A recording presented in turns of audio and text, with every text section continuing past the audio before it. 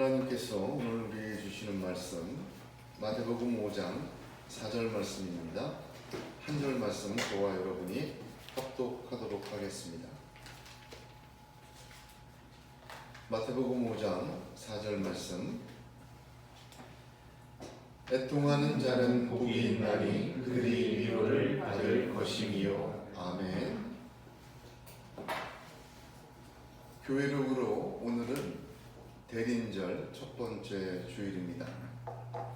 주님께서 이 땅에 오신 성탄을 찬양하며 다시 오실 주님을 기다리는 기간입니다.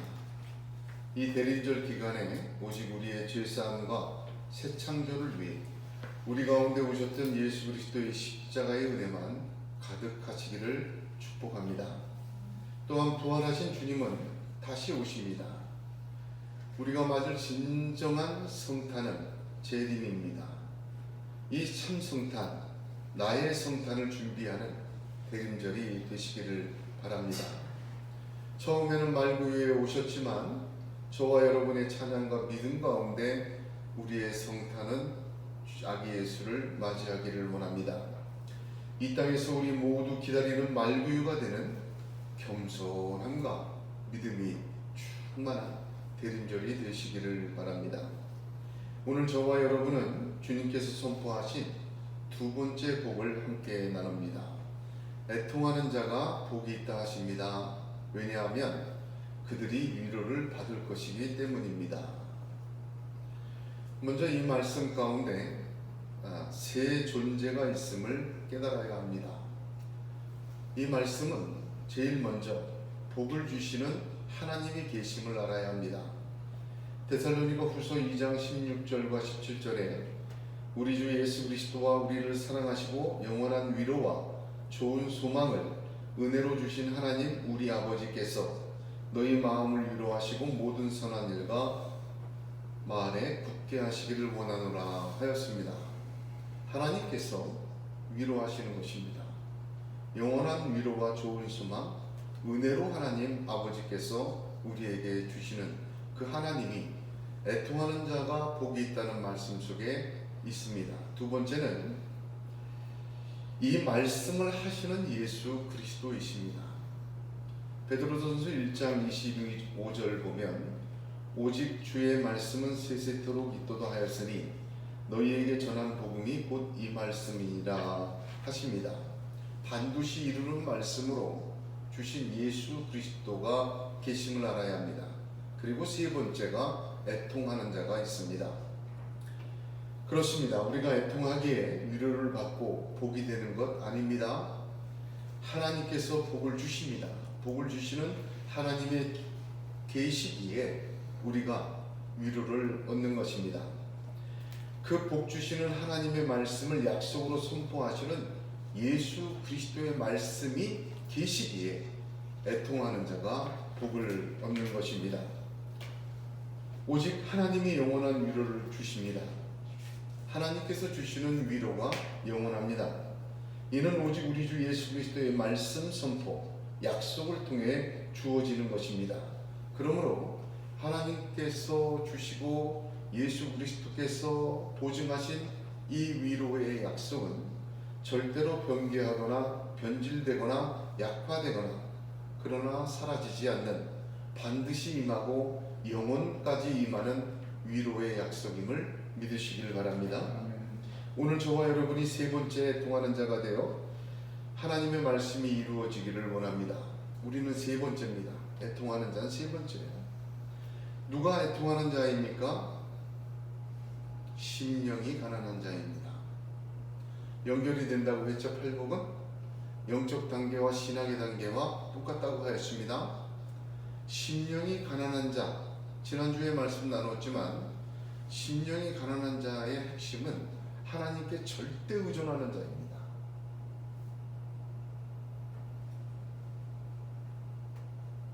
자기 힘으로는 살 수 없음을 깨닫고 하나님 아니면 안 된다.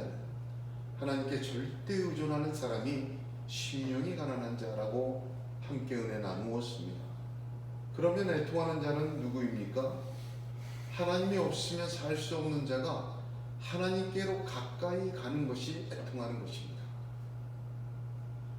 하나님 한 분 외에는 소망이 없기에, 하나님 한 분 외에는 살 수 있는 길이 없기에 하나님께로 나아가는 자, 애통하는 자입니다. 심령이 가난한 자는 절대 의존하는 자, 애통하는 자는 하나님께 나아가는 자입니다. 따지고 보면 어떤 사람이든 심령만 가난할 수가 있습니다. 하나님 한 분 외에는 없습니다. 내 힘과 능력과 의지로는 절대로 살 수 없습니다. 고백할 수는 있습니다. 그러나 그저 고백에만 머물 수도 있는 것을 많이 봅니다. 늘 가슴 아프고 늘 부족하고 거기에만 머물러 있어요. 이제 하나 더 나아가야 합니다. 두 번째 복, 두 번째 영적 단계, 두 번째 영의 축복은 뭡니까? 하나님께 나아가는 거예요. 고백했으면 통회하십시오. 이 둘은 결코 동일한 것이 아닙니다. 죄를 깨닫고 하나님에게만 소망이 생겼다면 이제 통회, 회개로 이어져야 합니다. 천국이 그들의 것이며 그들이 통회함으로 그 천국에서 하나님의 위로와 사랑을 누리는 것입니다. 그러므로 애통하는 자는 심령이 가난한 채로 가만히 있는 자가 아닙니다. 가난함을 깨닫고 하나님께 나아가는 자입니다. 위로의 하나님께서 그 사랑과 은혜를 바라며 나아가며 애통하는 자, 바로 그 사람이 애통하는 자 복이 있다 하십니다. 애통에는 세 종류가 있습니다. 첫 번째는 자연적인 애통, 육적인 애통이다. 저는 그렇게 이름을 붙여요. 문자적으로 애통이라는 것은 극심한 슬픔을 말합니다. 자기도 모르게 곡소리가 튀어나오듯이 하는 극심한 슬픔. 주로 사람이 죽었을 때, 아는 사람, 사랑하는 사람 죽었을 때 나오는 슬픔, 당하는 슬픔을 성경에서 이 애통이라는 단어를 씁니다. 때로는 재산을 잃고 알거지가 되었을 때, 때로는 자녀를 잃거나 심한 실패와 낙담과 좌절 등에서 일어나며 외부로부터 받는 박해, 고통, 압제, 집 눌리는 것 같으면서 애통, 통곡이 튀어나오는 거죠. 이게 육적인 애통, 자연적인 애통이라 그렇게 첫 번째를 이야기할 수 있습니다. 두 번째 애통은 신앙적인 애통입니다. 이 슬픔은 내가 죄인임을 깨닫는 데에서 오는 것입니다. 이전까지 몰랐지만 죄가 보이기 시작해요. 말씀을 듣고 하나님을 사랑하기 시작하니까 죄가 자꾸 드러나요. 누가복음 7장에 보면 예수님의 발에 향유를 부은 여인의 사건이 기록이 되어 있습니다. 예수님께서는 그 여자를 돌아보시며 시몬에게 이르시되 이 여자를 보느냐? 내가 네 집에 들어오매 너는 내게 발 씻을 물도 주지 아니하였으되 이 여자는 눈물로 내 발을 적시고 그 머리털로 씻었다 하십니다. 왜 이 여인이 눈물로 예수의 발을 씻기고 머리털로 씻었는가? 그 이유는 한 많은 여인이라 그런 것이 아닙니다. 예수님께서 그 여인에 대한 대답으로 그 여인이 왜 이렇게 눈물을 흘리고 머리털로 씻었는지 알 수 있습니다. 이러므로 내가 네게 말하노니 저의 많은 죄가 사하여졌도다. 이는 저의 사랑함이 많음이라. 사함을 받은 일이 적은 자는 적게 사랑하느니라. 이에 여자에게 이르시되 내 죄 사함을 얻었느니라 하시니 하였습니다. 그 여인은 단순한 한 많은 여인이 흘렸던 눈물이 아니라 주님의 그 사랑 앞에 자기의 죄가 드러나서 눈물로 회개한 것입니다. 세 번째는 은혜로 말미암는 애통입니다. 거룩한 애통이라 그렇게 이름 붙일 수도 있고 영적 애통이다 그렇게 붙일 수도 있습니다. 성령께서 주시는 경건한 슬픔이요 세상의 악을 슬퍼하는 것입니다. 시편 119편 136절에 저희가 주의 법을 지키지 아니하므로 내 눈물이 시냇물같이 흐르나이다. 이게 성령이 주신 거예요. 하나님의 말씀과 의를 지키지 않는 세상을 보며 사람을 보며 애통하는 겁니다. 에스겔은 하나님의 신실한 사람들을 일컬어 이르시되 너는 예루살렘 성읍 중에 순행하여 그 가운데서 행하는 모든 가증한 일로 인하여 탄식하며 우는 자의 이마에 표하라. 그렇게 얘기했습니다. 바울은 교회 안에 다른 복음을 전하여 하나님의 교회를 흔들고 복음을 훼손했던 거짓 교사들을 향해 내가 여러 번 너희에게 말하였거니와 이제도 눈물을 흘리며 말하노니 여러 사람들이 그리스도의 십자가의 원수로 행하느니라. 저희의 마침은 멸망이요 저희의 신은 배요 그 영광은 저희의 부끄러움에 있고 땅의 일을 생각하는 자라. 빌립보서 3장 17, 18절에 그렇게 애통하였습니다. 오늘 본문에서 말씀하시는 애통은 자연적인 애통이 아닙니다. 두 번째와 세 번째, 신앙적이고 영적인 애통을 말하고 있습니다. 죄를 깨닫는 애통, 세상의 악을 보고 애통하는 그 영적인 애통을 이야기하고 있는 것입니다. 영적인 슬픔입니다. 심령이 가난한 것을 출발하여 자기 자신의 죄를 보고 또한 세상의 악을 바라보며 하나님께 나아가는 자, 애통할 수밖에 없습니다. 이 슬픔은 주님을 처음 만났을 때 내가 회개하고 예수 믿은 첫사랑의 애통과 다른 것입니다. 그때의 애통이 이 시제가 현재거든요. 애통하는 자는 지금입니다. 구원받은 순간부터 시작되지만 구원받은 이후에 지금도 계속해서 애통하는 것입니다. 왜 하나님께 가까이 가는 자 애통하게 됩니까? 처음 예수를 믿을 때 흑암에 빛이 들어온 것처럼 환히 비춰집니다. 자기의 죄를 깨닫게 되고 회개하고 예수를 영접합니다. 그래서 구원을 은혜로 얻습니다. 그런데 그렇게 구원받은 이후에 하나님께로 가까이 가면 갈수록, 다시 말하면 빛 가운데로 가면 갈수록, 진리의 빛이 비춰지면 비춰질수록 어떻게 됩니까? 드러나기 시작해요. 제가 손끝이 여기가 아파가지고 탱탱 붓는 것 같아서 이렇게 후레쉬를 비춰서 이렇게 보니까 가시가 박힌 게 보여요, 속에. 그래서 그것을 이렇게 빼냈어요. 막 어떻게 해서 빼냈어, 쪽집게로. 그러면 괜찮을 줄 알았는데 지나니까 또 계속 우쭐우쭐해요. 손전등을 비추고 봤을 때 보였던 가시는 뺐어요. 그런데도 아파요. 다음날 병원에 가서 이렇게 부은 손가락을 보여줬는데 그 의사가 이렇게 병원 불빛을 아주 환한 불을 탁 비춰요. 그러니 그 뒤에 더 얇은 가시가 더 깊숙이 박혀 있었던 거예요. 손전등으로는 보이지 않던, 그러나 욱신욱신했던 가시가 그 병원에 있는 밝은 빛 가운데로 비추어 보니까 또 가시가 속에 있는 거예요. 그걸 뽑아내자 손이 멀쩡해지고 손가락을 쓸 수가 있었습니다. 얼굴에 점이 크게 하나 있어서 점을 빼러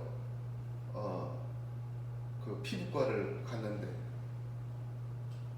그 점 하나만 빼면 될 줄 알았는데 피부과 의사 선생님이 뭘 이렇게 얼굴에다 비추더니 얼굴이 온통 점백이래요. 눈엔 잘 안 보이지만 그 속에 다 점이 내 눈에는 안 보이지만 그걸로 비추어 보니까 점이 30-40개가 있다는 거예요. 보이는 것만 빼자 그러고 하나만 뺐는데, 하나님께 가까이 나가면 나갈수록, 복음의 진리를 들으면 들을수록 여러분 빛이 비추어져요. 전에 보이지 않던 것도 드러나게 되고 전에 느끼지 못한 것도 드러나게 됩니다. 그거 고통스러워요. 그거 좋은 겁니다. 자기의 죄를 점점 더 깨닫게 되고 가까이 갈수록 드러납니다. 그래서 가까이 가면 갈수록 더 심령이 가난해지고 애통할 수밖에 없어집니다. 바울이 그러하였습니다. 로마서를 썼던 바울은 로마서 7장에 전에 법을 깨닫지 못할 때에는 내가 살았더니 계명이 이르면 죄는 살아나고 나는 죽었도다. 생명에 이르게 할 그 계명이 내게 대하여 도리어 사망에 이르게 하는 것 같이 되었도다 고백합니다. 영적으로 깊어지면 깊어질수록 더욱더 가난함과 죄악에 애통하게 됩니다. 그래서 우울하는 공고한 자라, 이 사망의 몸에서 누가 나를 건져내랴. 그리고 로마서 8장에 성령의 생명의 법을 깨달았다, 그렇게 얘기합니다. 유명한 존 스토트 목사님은 우리 복음주의 그리스도인들이 은혜를 너무 중시하다 보니 때로는 죄를 가볍게 여기는 게 아닌가 우려된다. 우리 자신의 죄에 대해서는 아무리 슬퍼해도 지나치지 않다. 우리는 기독교적인 회개인 하나님의 뜻대로 하는 근심을 더 많이 경험해야 한다 말하였습니다. 제가 존경하는 마틴 로이드 존스 목사님은 어느 부흥운동을 막론하고 물은 모든 부흥운동은 교회 자체가 기독교회로서 그리고 여기 팔복에 서술된 내용에 근사한 개개인의 기독교인들로서의 참된 기능을 발휘하기 시작할 때 교회 밖에 있던 사람들이 이끌려 들어온 사실을 증명하고 있습니다 라고 말하였습니다. 그렇습니다. 소금의 맛과 빛의 능력으로 심령이 가난한 자가 애통하는 것입니다. 그를 통해서 하나님께 영광이 돌려지고 소금의 맛이 살아나고 빛에 비춰지기 시작하면 이끌려 들어오는 것이고, 바로 그것이 하나님의 능력이 나타나고 역사가 나타나는 것입니다. 애통하는 자의 본은 우리 주 예수 그리스도이십니다. 성경에 예수님께서 웃으셨다는 기록이 없습니다. 복음서를 보면 우셨다는 기록이 2번 나오는데, 나사로의 죽음 앞에서 우셨고, 두 번째는 예루살렘을 바라보시면서 우셨습니다.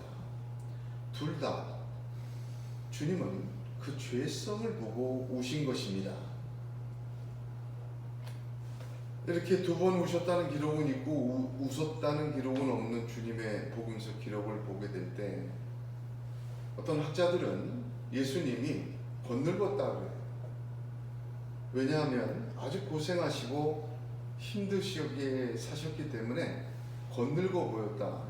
그게 왜 그런가 하니 요한복음 8장 57절을 보면 아브라함은 나의 때를 볼 것을 즐거워하다가 보고 기뻐하였느니라 하자 사람들이 내가 아직 50세도 못 되었는데 아브라함을 보았느냐? 이렇게 얘기를 합니다.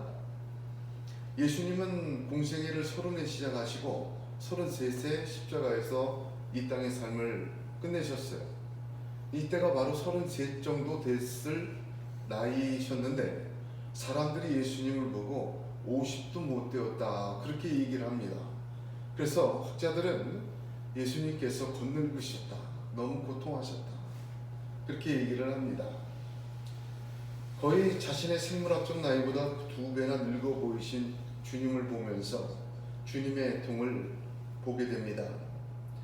주님처럼 하나님께 가까이 가면 갈수록 드러나는 깊은 존재와 어둠 속에 있는 죄성에 애통하게 됩니다. 자기 자신과 세상을 보면 더욱 그러합니다. 그런 애통하는 자, 그런 슬픔이 있는 자, 하나님의 위로가 있습니다. 반드시 위로를 받게 됩니다. 위로라는 말을 직역하면 2 단어의 합성어입니다. 하나는 옆으로, 하나는 부르다. 이것이 수동태로 기록이 되어 있어요. 신적 수동태라 그렇게 얘기를 하는데, 하나님께서 옆으로 부르신다. 그게 위로나 문자적인 말의 뜻입니다. 애통하는 자는 하나님께 가까이 가는 자입니다. 가면 갈수록 하나님과 함께 할 수 없는 자신의 죄와 허물과 존재의 약함이 드러납니다.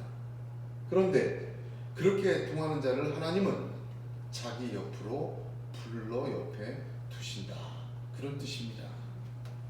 시편 145편 18절에 여호와께서는 자기에게 간구하는 모든 자, 곧 진실하게 간구하는 모든 자에게 가까이 하시는도다 하였습니다.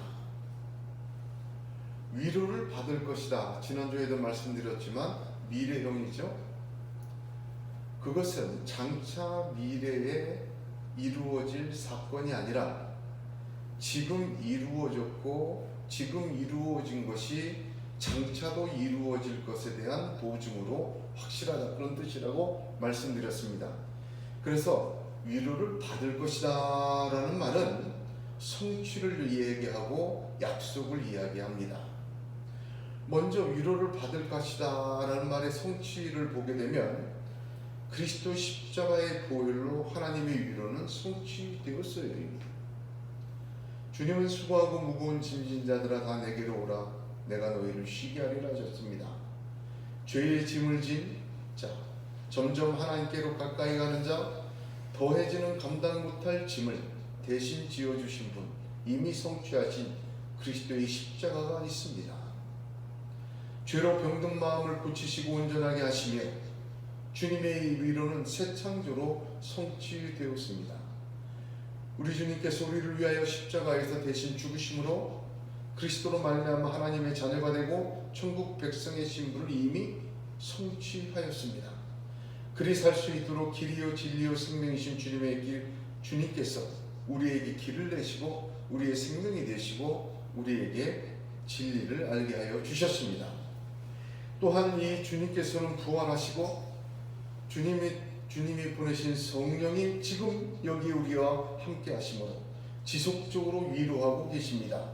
요한복음 16장 13절에 그러하나 진리의 성령이 오시면 그가 너희를 모든 진리 가운데로 인도하시리니 그가 자의로 말하지 않고 오직 듣는 것을 말하시며 장래일을 너희에게 알리리라 하셨습니다. 로마서 8장 26절엔 이와 같이 성령도 우리의 연약함을 도우시나니 우리가 마땅히 빌 바를 알지 못하나 오직 성령이 말할 수 없는 탄식으로 우리를 위하여 친히 간구하시니라. 이미 성취된 거예요. 또한 약속으로서 위로를 받습니다. 우리 주님께서 다시 오실 때 최후의 위로의 약속입니다. 지금도 성취하신 것처럼 그때는 완성하시는 것입니다.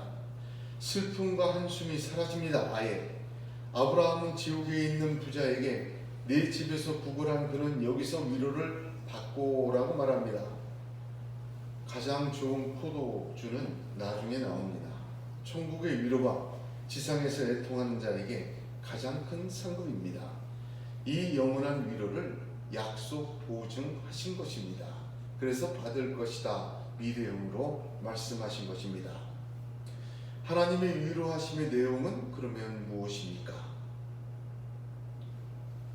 그것은 구약 이사야서 61장 1절에서 3절을 보아야 합니다. 어떻게 위로하시나? 무엇으로 위로하시나? 제가 이사야서 61장 1절에서 3절을 보겠습니다. 읽겠습니다. 주 여호와의 영이 내게 내리셨으니 이는 여호와께서 내게 기름을 부으사 가난한 자에게 아름다운 소식을 전하게 하려 하심이라.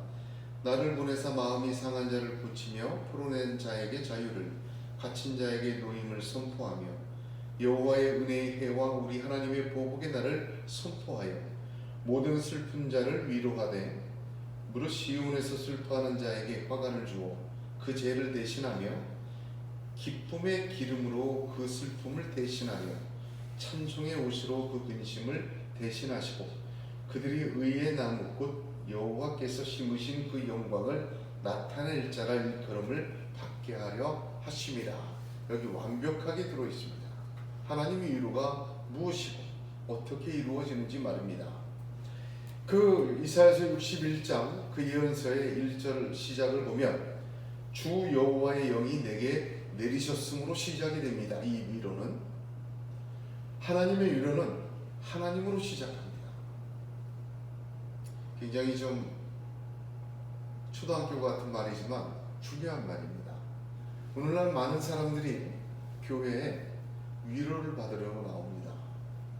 세상에 살고 지치고 낙담하고 아프고 또한 코로나 시대에 얼마나 힘들고 얼마나 살기가 정말 어렵습니까? 자연적인 애통이 극심한 지경에 달려있죠. 그 낙담한 사람들이 얻고 싶은 위로가 무엇일까? 복음이라는 것이, 말씀이라는 것이 하나님이 과연 그런 막연한 희망일까? 그들의 자연적인 애통만을 치유하는 막연한 희망이 교회의 설교단이 되어야 되고 말씀이 되어야 되는가? 그것을 우리가 희망이라고 생각하는가?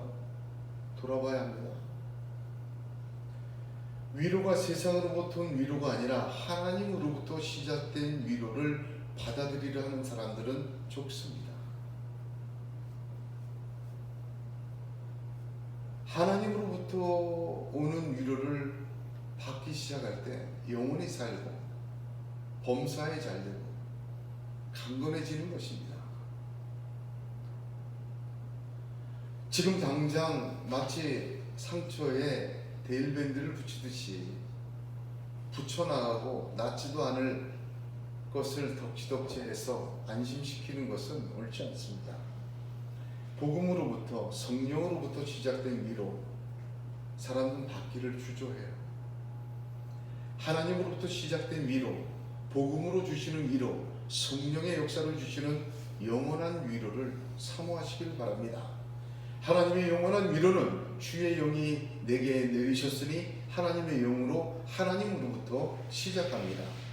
또한 두 번째는 이는 여호와께서 내게 기름을 부으사 가난한 자에게 아름다운 소식을 전하게 하려 하십니다.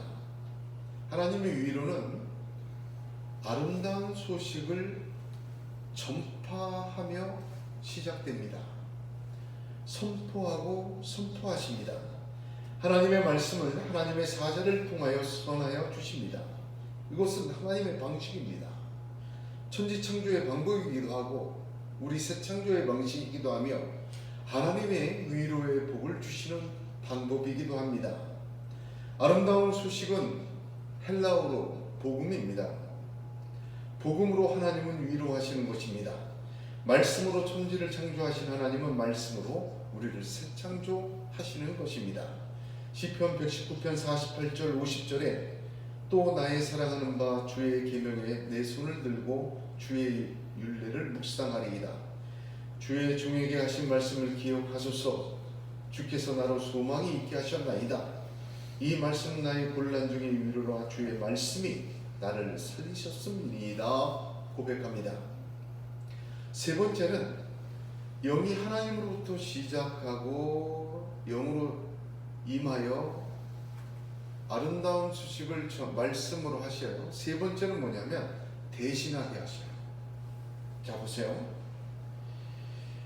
화관을 주어 그 죄를 대신하고 기쁨의 기름으로 그 슬픔을 대신하며 찬송의 옷으로 그 근심을 대신하신다.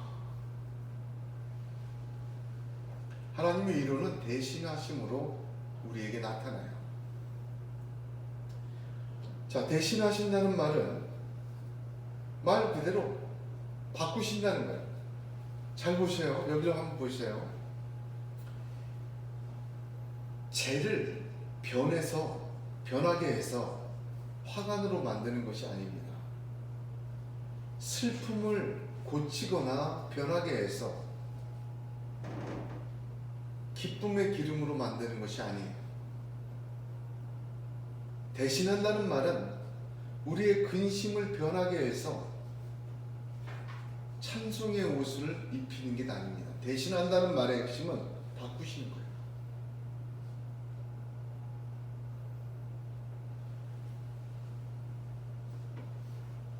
창세기 4장 25절 보면 아담이 다시 아내와 동침하며 그 아들을 낳아 그 이름을 셋이라 하였으니 이는 하나님이 내게 가인의 죽인 아벨 대신에 다른 씨를 주셨다 함이라. 가인의 아벨을 쳐 죽이고 자식이 없었어요. 가인만 있었어요. 하나님은 가인을 고치시고 변하게 해서 씨로 삼지 않으셨어요. 셋을 대신 주십니다. 다른 씨를 주시는 거예요. 고린도후서 5장 15절 보면 저가 모든 사람을 대신하여 죽으심은 산자들로 하여금 다시는 저희 자신을 위하여 살지 않고 오직 저희를 대신하여 죽었다가 다시 사신 자를 위하여 살게 하려 합니다. 아벨 대신에 셋을 모든 사람의 죄 대신에 그리스도의 십자가에서 그리스도가 대신 죽으신 것. 하나님은 놀라운 사랑으로 대신하게 하십니다. 바꾸시세요. 전혀 새로운 것으로. 그 내용이 뭡니까? 세 가지가 있습니다. 슬퍼하는 자에게 화관을 주어 그 죄를 대신하게 하십니다. 죄를 쓴다는 말, 어떤 거냐? 고대 근동에서는 죄를 쓴다는 말은 지독한 슬픔. 다윗의 딸이 강간당했을 때, 강간당했을 때 이복 오빠 암논에게 강간을 당했어요. 사무엘하 13장에 있습니다. 죄를 뒤집었었어요. 모르드게가 민족이 멸망할 것을 바라보면서 죄를 뒤집었어요. 몸에다가. 니느웨 성 사람들이 죄를 뒤집어 쓰고 회개했어요. 죄를 썼다는 것은 굉장한 슬픔의 통입니다. 이 죄라는 것은 히브리어로 에페르예요. 에페르. 화관은요 히브리어로 페르입니다. 재밌는 것은 에페르라는 단어를 그 히브리어 자음 한 글자를 바꾸면 페르예요. 그러니까 죄와 화관은 한 글자의 순서만 바꾸면 죄와 화관, 죄에서 화관이 돼요. 이사야가 왕족 출신이죠. 선지자 중에 가장 지식이 뛰어난 사람입니다. 이 단어를 그렇게 유비해서 썼어요. 화관은 반짝이다는 뜻의 페르란 히브리어인데 영화롭게 반짝이는 것입니다. 구약 성경에서 치료밖에 사용이 안 됐어요. 희귀한 단어입니다. 여기 이사야서 61장 10절에 신랑이 머리에 쓰는 사모로 번역되었고, 출애굽기 39장 28절엔 제사장이 머리에 쓰는 영광스러운 관을 가리키는데 이 페르, 화관이란 단어를 썼습니다. 하나님께서는 말씀으로 한 글자만 바꿔서 죄를 화관으로 대신하게 하십니다. 요한복음 19장 2절을 보면 군병들이 가시로 면류관을 엮고 그의 머리에 씌우고 자색 옷을 입혔다 합니다. 우리 주님이 가시 면류관을 씌우셨기에 하나님께서는 영광의 면류관을 우리에게 씌울 수 있는 것입니다. 우리 주님이 가시 면류관을 대신 쓰셨기에 우리의 머리에 주님으로 인하여 화관이 빛나는 영광이 씌워지게 되는 것입니다. 시편 21편 3절에 주의 아름다운 복으로 저를 영접하시고 전국 면류관을 그 머리에 씌우셨느니라 하였습니다. 영원히 사라지지 않는 영광, 우리의 애통의 결과인 죄가 하나님의 은혜로 말미암아 위로하실 때 화관으로 변하게 하십니다. 믿으시길 바랍니다. 할렐루야. 그렇게 하신 하나님을 찬양합니다. 두 번째 내용은, 위로 내용은 기쁨의 기름으로 그 슬픔을 대신하신다 하셨습니다. 여기 기름이란 단어는 히브리어로 쉐멘인데 이것은 감람나무, 감람 열매의 기름, 감람유, 지금으로 말하면 올리브유를 이야기합니다. 야곱이 루스라는 광야에서 배고팠던 돌기둥을 세워놓고 기름을 부어 하나님의 전이 된 그 기름입니다. 또 하나님께 드리는 제물 중에 일부입니다. 또한 왕과 선지자에게 이 기름을 부어 권위를, 하나님의 권위를 구별하고 입혀주는 그 권위의 기름입니다. 또한 하나님께서 가을 거지에 하나님의 축복의 추수의 풍요를 상징하는 것이 기름입니다. 그러므로 그 슬픔은 육적인 것에서 영적인 것 같이, 물질적인 것에서 신앙적인 것 같이 모두를 가리킵니다. 그것을 기쁨의 기름으로 대신하게 하시는 하나님이십니다. 세 번째, 하나님의 위로의 내용은 찬송의 옷으로 그 근심을 대신하신다 하였습니다. 그 근심이라는 말, 이 히브리어로 루아흐케하입니다. 어둡고 컴컴한 심령이다, 그런 뜻이에요.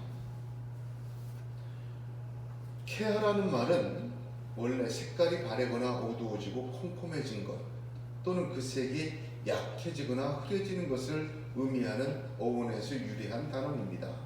그러니까 영이 변질됐어요. 변색이 되어버렸어요. 영이 흐려졌어요. 늙은 제사장 엘리의 눈이 점점 어두워졌다는 것을 표현할 때 사무엘상 3장에 이 케아라는 단어를 썼습니다.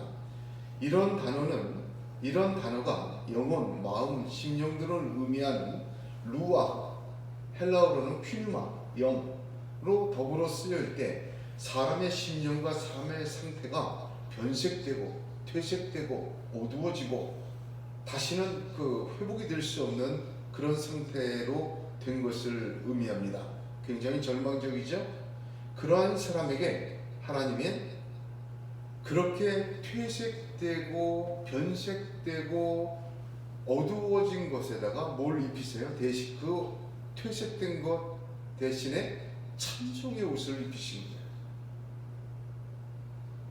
이게 얼마나 기가 막힌 표현인지 모릅니다. 빛나는 찬송의 옷을 입고 스스로 찬양할 수 있는 자가 되게 만드신다는 것입니다. 마지막으로 그렇게 함으로 목적이 있어요. 이 이사야서에 보게 되면 이를 통해서 그 영광을 나타낼 자라 일컬음을 받게 하려 하심이라 합니다. 그렇게 위로하심으로 결국은 하나님의 뜻을 이루시는 것입니다. 하나님께서는 애통하는 우리로 하나님의 영광을 드러나게 하여 주십니다. 위로는 하나님으로부터 임합니다. 말씀을 통하여 임합니다. 우리의 죄를, 화관을, 우리의 슬픔을 기쁨의 그림으로, 우리의 어두움을 찬송의 옷으로 대신하여 주십니다. 그러므로 하나님께 영광을 돌리며 드러나게 하십니다. 애통하는 자는 복이 있습니다. 위로를 받을 것이기 때문입니다. 받고 있기 때문입니다. 요엘 2장 12절 13절의 여호와의 말씀에 너희는 이제라도 금식하며 울며 애통하고 마음을 다하여 내게로 돌아오라. 너희는 옷을 찢지 말고 마음을 찢고 너희 하나님 여호와께로 돌아올지어다.